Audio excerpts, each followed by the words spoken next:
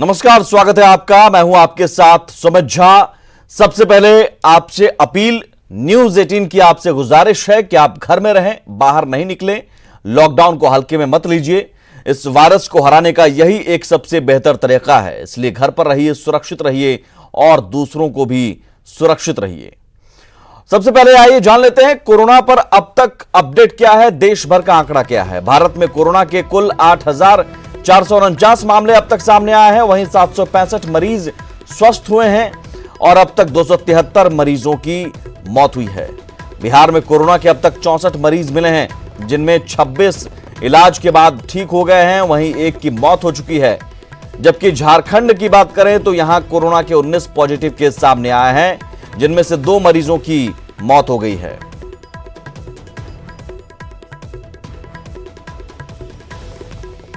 तो देश भर का हाल क्या है, देखिए। देश भर में 8,449 कोरोना पॉजिटिव, 273 मौत, 24 घंटे में 920 कोरोना के पॉजिटिव केस सामने आए हैं।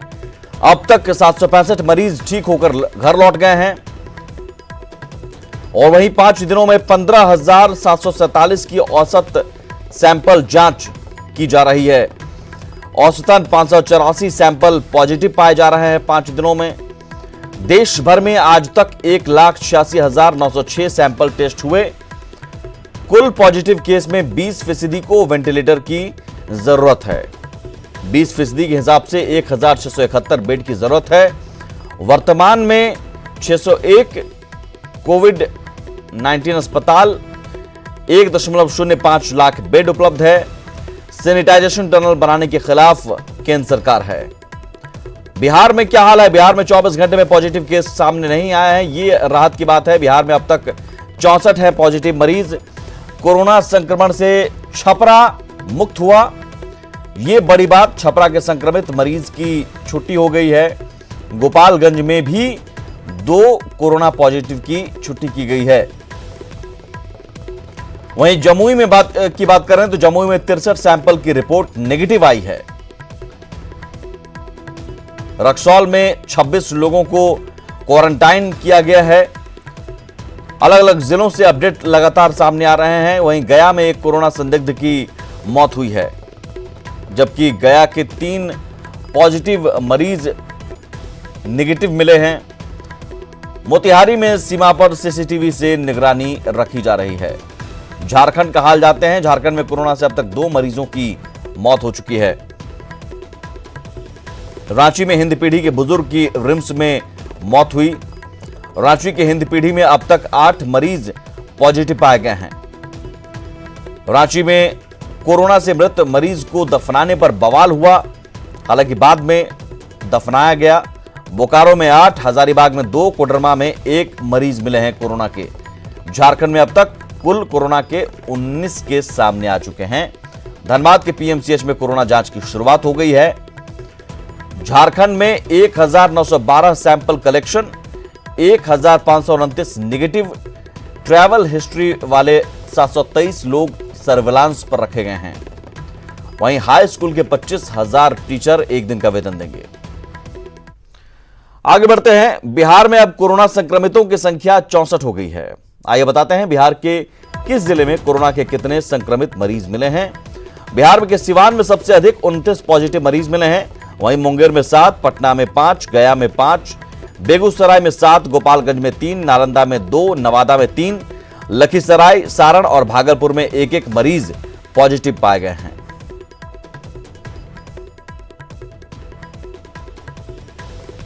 और आपको झारखंड के मैप के जरिए बताते हैं राज्य के किस जिले में कितने कोरोना मरीज मिले हैं। झारखंड में अब तक कुल 19 मरीज मिले हैं, इनमें से रांची में अब तक 8 कोरोना मरीज मिले हैं। हिंद पीढ़ी के एक बुजुर्ग की इसमें मौत हो गई है। वहीं बोकारो से 8 कोरोना मरीज मिले हैं, जिनमें से 1 मरीज की मौत हो गई थी। वहीं हजारीबाग में 2 मरीज मिले हैं, दोनों एक ही इलाके के हैं। तो कोडरमा में भी 1 मरीज मिला है, जो गिरिडीह का रहने वाला है।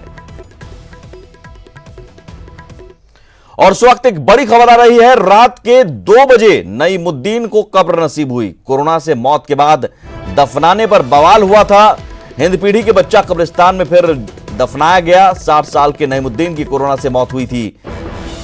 सुपुर्द खाक के वक्त नईम के 2 बेटे मौजूद रहे। दिन भर बवाल मचा रहा और आखिरकार रात के 2 बजे नईमुद्दीन को दफनाया गया।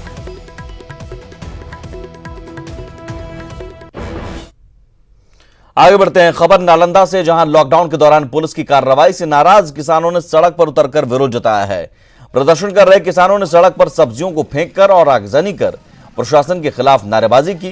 किसानों ने पुलिस पर जबरन पिटाई करने का आरोप लगाया है। उनके मुताबिक पुलिस सब्जियों को बेचने नहीं दे रही है, जिससे उनका नुकसान हो रहा है। किसानों ने पुलिस कार्रवाई के विरोध में सब्जियां फेंकने की चेतावनी दी है। किसान भाई समर्थन कर रहे थे, पूरे भारत का लॉकडाउन का कोई उल्लंघन नहीं हो रहा था, फिर भी हमारे किसान भाई जो मेहनत के किसान हैं, जो अपने मेहनत से सब्जी पैदा करते हैं, उनको बाजार समिति से हटाकर दूसरी जगह शिफ्ट किया गया। वहाँ शिफ्ट होने के बावजूद उन लोगों पर लाठी, पुलिस द्वारा लाठी बरसाया गया, चालान काटा गया, बेरहमी से पीटा गया। वहीं नवादा में देर रात ग्रामीणों ने जमकर हंगामा किया। दरअसल ग्रामीणों को खबर मिली थी कि गया रोड के नजदीक एक होटल को क्वारंटाइन सेंटर बनाया गया है और प्रशासन की टीम 2 कोरोना संदिग्धों को लेकर वहां पहुंची है। इस खबर के बाद लोग वहां जमा हुए और प्रशासन के खिलाफ जमकर नारेबाजी की। लोगों ने कहा कि क्वारंटाइन सेंटर को कहीं एकांत में बनाया जाए। लोगों के विरोध को देखकर प्रशासन की टीम वापस लौट गई। बता दें कि इससे पहले भी ग्रामीणों के बहिष्कार के बाद क्वारंटाइन सेंटर को दूसरी जगह शिफ्ट किया गया था। यहाँ पे घनी आबादी है, हम लोग का यहाँ पे मार्केटिंग होता है, यहाँ पे फूल सब्जी सब यहाँ पे मॉर्निंग में मतलब बच्चा लोग लेडी लोग आते हैं और यहीं पे हम लोग का मार्केट लगता है। इसलिए मांग यही है कि यहाँ से हटाया जाए और सब जगह है जहाँ पे कोई नहीं रहता है उस जगह पे बनाया जाए। बिहार में शहरी इलाकों को छोड़ दे तो ग्रामीण इलाकों में क्वारंटाइन सेंटर की स्थिति बदतर है। महामारी की रोकथाम के लिए बनाए गए क्वारंटाइन सेंटर का न्यूज 18 ने रियलिटी टेस्ट किया तो चौंकाने वाली हकीकत सामने आई। पटना से बिल्कुल सटा हुआ इलाका है बिहटा। बिहटा खगौल के सटा है, पटना से सटा हुआ है। तो वहां के क्वारंटाइन सेंटर की पहले मैं जांच करना चाहता हूं कि वाकई में क्या व्यवस्था सरकार की तरफ से। तो सबसे पहले हम इस जो बिहटा का टीपीएच यहाँ स्कूल है उसके रजिस्टर में, चूंकि यहाँ पे 2 लोग बताए जा रहे हैं कि 2 लोग यहाँ एडमिट कराए गए हैं, लेकिन इसमें इस रजिस्टर में ये मेंटेनेंस तो है कि आप कौन लोग आते हैं यहाँ पर, कौन लोग निगरानी रखते हैं, लेकिन इसका जिक्र नहीं है कि जो 2 लोग यहाँ क्वारंटाइन सेंटर में रखा गया है इन लोगों के बारे में जानकारी नहीं है। बिहटा के टीपीएच हाई स्कूल में सबसे पहले हमारी टीम पहुंची तो रजिस्टर देखकर ही मामला समझ आ गया। खैर, बताया गया कि 2 लोग जो क्वारंटाइन में रखे गए हैं वो अपनी सही पहचान नहीं बता पा रहे हैं, इसी वजह से एंट्री नहीं हुई। लेकिन जब सरकारी सुविधाओं के लिए यहाँ के व्यवस्थापक से बात की गई तो हकीकत जानकर हम चौंक उठे। 2 आंगनबाड़ी सेविका आई थी जो रजिस्टर में है भी, और 2 आशा कार्यकर्ता आई थी जिनका नाम है, बकाये कोई अभी तक नहीं आए हैं। हाजिरी बना के जो लोग आए थे वो चले गए। जी हाँ, हाजिरी बना करके चले गए। और सबसे बड़ी दुखदाई बात सर ये है कि आज सर 8 तारीख के रात में आया और आज तारीख 12 हो चुका है, अभी तक इन दोनों में किन्हीं का मेडिकल कुछ नहीं कराया गया है। सबसे हैरत वाली बात है कि जिस आप कहते हैं कि व्यवस्था हो रही है और बेहद खतरनाक बीमारी है, प्रधानमंत्री से लेकर मुख्यमंत्री तक कहते हैं कि सोशल डिस्टेंसिंग और जो लोग इसके संदिग्ध पाए जाते हैं उनको क्वारंटाइन में आप रखिए, लेकिन जैसी जानकारी ये दे रहे हैं जो क्वारंटाइन सेंटर को लोग देख रहे हैं, देखभाल कर रहे हैं, ये बता रहे हैं कि यहाँ पर तो स्थिति ये है कि 4 दिनों से कोई संदिग्ध है उसको रखा गया है, लेकिन उसकी जांच तक मेडिकल जांच नहीं हो पा रही है। बड़ा संकट की स्थिति है। हाँ सर, संकट की स्थिति है। 8 तारीख से ही यहाँ पड़ा हुआ है, मगर अभी तक ले कोई इसका रिपोर्ट लेने नहीं आया। कोई मेडिकल अफसर नहीं आके इसका जांच लेके नहीं गया सैंपल। एक दिन 4 आदमी आए, 4 डॉक्टर थे और आकर के लोग का बयान लिए और बयान लेकर के रजिस्टर पर अपना लिख लिए और चले गए कि बोले कि 14 दिन अब यहीं रहेंगे ये लोग। ऐसे में तो कोई जानकारी नहीं आप लोग की कौन आदमी है, फिर इसकी जांच नहीं हुई है, ऐसे में लोग कैसे काम कर रहे हैं? नहीं सर, इनके बारे में कोई भी कुछ बताने के लिए नहीं है। इन दोनों से आधार कार्ड भी मांगे तो आधार कार्ड भी नहीं दे पाया ये लोग। एक जो पहले 8 तारीख को आए थे उनके पास एक थोड़ा सा कागज का एक टुकड़ा है। जो आप लोग को मानते हैं कि रिस्क भी है कि उन लोगों के बीच में आप लोग को जाना होता है? बहुत ज्यादा रिस्क है सर। जो हम यहाँ पर उसका ताला बहुत डर करके खोला जाता है और उन लोग को बाथरूम ले जाना पड़ता है, काफी डर लगता है। अब यहाँ जो लोग रह रहे हैं उनको घर में भी समस्या हो रही कि अब इसको बीमारी है या नहीं है, ये तो हम लोग को पता नहीं। व्यवस्था होता है? सुबह में चाय, कम्युनिटी किचन कुछ नहीं कम्युनिटी किचन नहीं है, मतलब सुबह में हम अपने ही स्तर से चाय और बिस्किट सुबह शाम देते हैं और फिर 2 टाइम इन लोगों को खाना देते हैं। यहाँ भी कुछ नहीं सरकारी तो कोई खाना यहाँ नहीं आता है। एक रियलिटी समझ आ चुकी थी। इसके बाद न्यूज 18 की टीम पंचायत भवन में बने दूसरे क्वारंटाइन सेंटर में पहुंची। यहाँ भी 2 लोग रह रहे थे, लेकिन यहाँ तो हमें ना कोई व्यवस्थापक नजर आया और ना ही कोई सुविधा। पंचायत भवन के गेट के बाहर से ही 2 लोगों से बात करने की कोशिश की गई। ये 2 लोग हैं जो क्वारंटाइन में रखे गए हैं, दुर्गापुर से बताया जाता है, दुर्गापुर से आए हैं। ये लोग कह रहे हैं कि कोई भी सुविधा जो है वो सुविधा इन लोगों को नहीं मिल रही है। खाना इन्हें घर से मंगवाना पड़ता है और जो लोग यहाँ पे जिनकी जिम्मेवारी है कि इनको खाना दें और उनकी जांच हो सही तरीके से, ये बता रहे हैं कि जांच भी नहीं हुई है, कोई डॉक्टर यहाँ उनकी जांच करने नहीं आते हैं। ऐसे में एक बड़ा सवाल है। कोरोना के खिलाफ जंग में हवाबाजी से काम नहीं होगा। गलती कहीं भी होगी तो खामियाजा पूरे देश को भुगतना पड़ेगा। ऐसे में प्रशासन और सरकार दांवों पर दम न भरकर हकीकत में जमीन पर अपने आदेशों को लागू करवाए। न्यूज 18 के लिए बेहटा से अमित कुमार सिंह की रिपोर्ट। और बिहार में सिवान कोरोना का हॉटस्पॉट बन चुका है। राज्य के 64 संक्रमित मरीजों में से 29 सिर्फ सिवान से हैं। बिहार में लगातार संक्रमित मरीजों की संख्या बढ़ती जा रही है, लेकिन प्रशासन की टीम इस पर ज्यादा गंभीर नहीं दिखती। वैशाली पटना बॉर्डर की जब न्यूज 18 की टीम ने पड़ताल की तो पाया कि यहां एक भी पुलिसकर्मी तैनात नहीं है और बेरोक टोक आवाजाही हो रही है। मैं अभी मौजूद हूं गंगा ब्रिज थाना के ठीक सामने और ये चेक पोस्ट है। आपको बता दें कि ये वैशाली और पटना जिला का चेक पोस्ट है।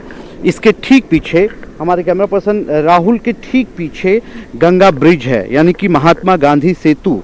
और इस रास्ते से पटना की तरफ से आने वाली गाड़ियां आती हैं और इस रास्ते से वैशाली से आने वाली गाड़ियां इसी गंगा सेतु पर होकर पटना जाती हैं। तो आपको बता दें कि यहाँ एक चेक पोस्ट बनाया गया है, ठीक थाना के सामने चेक पोस्ट बनाया गया है, लेकिन किसी भी तरह की कोई जांच की व्यवस्था नहीं है। यहाँ से आराम से लोग आ जा रहे हैं, किसी भी तरह से कोई पूछताछ नहीं है, कोई गाड़ी चेक नहीं किया जा रहा है, किसी से भी कोई कागज नहीं मांगा जा रहा है।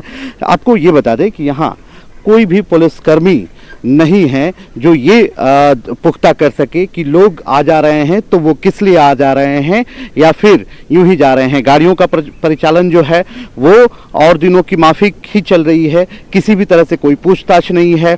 यहाँ लगातार हमने हमारी टीम ने बहुत देर तक इंतजार किया कि पुलिसकर्मी यहाँ किसी को रोकेंगे, लेकिन किसी भी तरह से कोई भी पुलिसकर्मी यहाँ दूर दूर तक नजर नहीं आ रहे हैं। आपको बता दें कि ये जो रास्ता है ये सीधे छपरा होते हुए सिवान भी जाता है और हाल की जानकारी के मुताबिक सिवान में जिस तरह से घटना घटी है, पंजवार गांव में जिस तरह से संदिग्ध आए हैं, कोरोना से जो पीड़ित हैं वो सामने आए हैं, उसके बाद से तमाम जगहों पर हॉटस्पॉट बनाया गया है। लेकिन जो बॉर्डर सील जिलों के अंतर्गत किया जाता है वो बॉर्डर सील यहाँ देखने को नहीं मिला।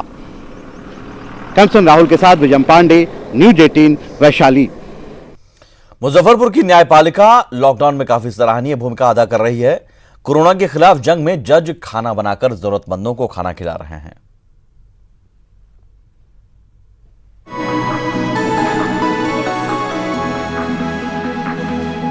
मुजफ्फरपुर के जिला जज जस्टिस शैलेंद्र कुमार सिंह की पहल पर जिले के कई जज आगे आए और गरीब जरूरतमंदों के लिए खाना बनाना शुरू किया।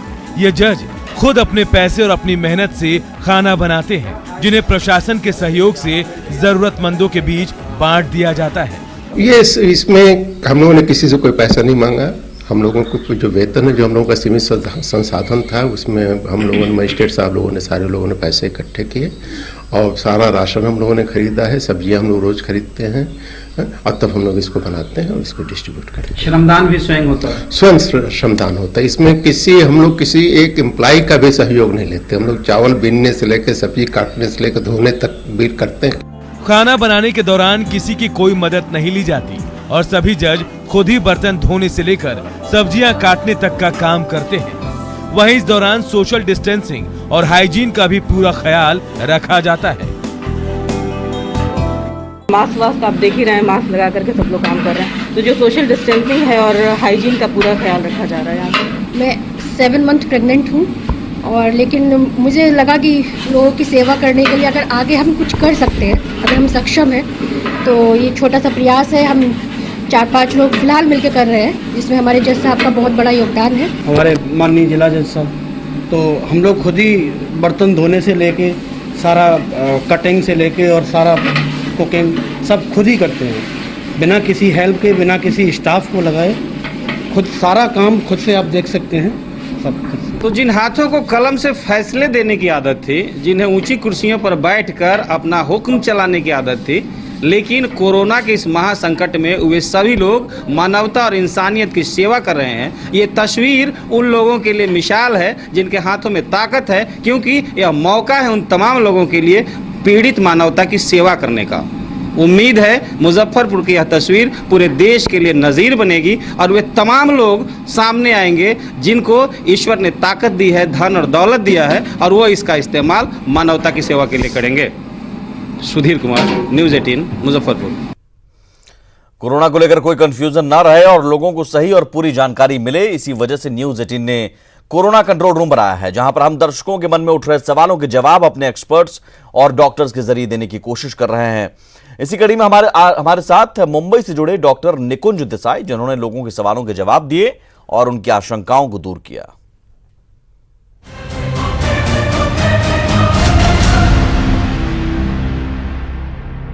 मेरा नाम नलिनी बुद्धभट्टी है। मेरी आयु 49 साल की है और मैं राजकोट गुजरात से बोल रही हूँ। मेरा क्वेश्चन ये है कि क्वारंटाइन और आइसोलेशन दोनों में अंतर क्या है? मेरा नाम दीपक अग्रवाल है, मैं बिलासपुर का रहने वाला हूँ। मेरा सवाल यह है कि क्वारंटाइन और आइसोलेशन में क्या अंतर है? मैं कीरत पवार, मेरी उम्र 24 वर्ष है, जनपद बुलंदशहर का मूल निवासी हूँ। क्वारंटीन और आइसोलेशन में क्या अंतर है? सिद्धार्थ दुबे है, मैं भिंड मध्य प्रदेश से बोल रहा हूँ। मेरा ये सवाल है कि आइसोलेशन और क्वारंटाइन में क्या अंतर होता है? आइसोलेशन का मीनिंग है जो ऑलरेडी इन्फेक्टेड पर्सन है या जो बीमार है उसको दूसरे लोगों से अलग आइसोलेट किया जाता है, उसकी वजह से उसका चेप कोई दूसरे व्यक्ति में नहीं लगे। और क्वारंटाइन का मतलब होता है कि क्वारंटाइन मतलब वो जो व्यक्ति रहता है वो इन्फेक्टेड पर्सन से एक्सपोज हुआ होता है या वो डिजीज या रोग से एक्सपोज हुआ होता है, लेकिन वो कोई इन्फेक्शन के उसमें साइन सिम्टम नहीं रहते, तो उसको मॉनिटर सेपरेट करके मॉनिटर करना पड़ता है। तो जैसे ही उसको इमीडिएटली कुछ सिम्टम डेवलप होते हैं तो हम उसको जल्दी से ट्रीट कर सके और उसको फर्दर परिस्थिति बिगड़ने से रोक सके। अनुज शर्मा, राजकिशोर नगर के रहने वाला हूँ। मेरा एज 26 साल है। मेरा सवाल ये है कि कोरोना के मरीज को आइसोलेशन में कितने दिन के लिए रखा जाता है? मेरा नाम रंजीत सिंह है, मैं 26 साल का हूँ। सवाल आपसे है कि कोरोना मरीज को आइसोलेशन में कितने दिनों तक रखा जाता है? 14 डेज मतलब 14 दिनों के लिए आइसोलेट या क्वारंटाइन किया जाता है, क्योंकि जो कोरोना वायरस का जो चेप लगता है उसका जो इंक्यूबेशन पीरियड होता है वो 2 दिन से लेकर 14 दिन तक होता है। तो 14 दिन तक आइसोलेट या क्वारंटाइन करने से बाद में दूसरे को चेप लगने की संभावना बहुत ही कम हो जाती है। तो 14 दिन के लिए वो किया जाता है।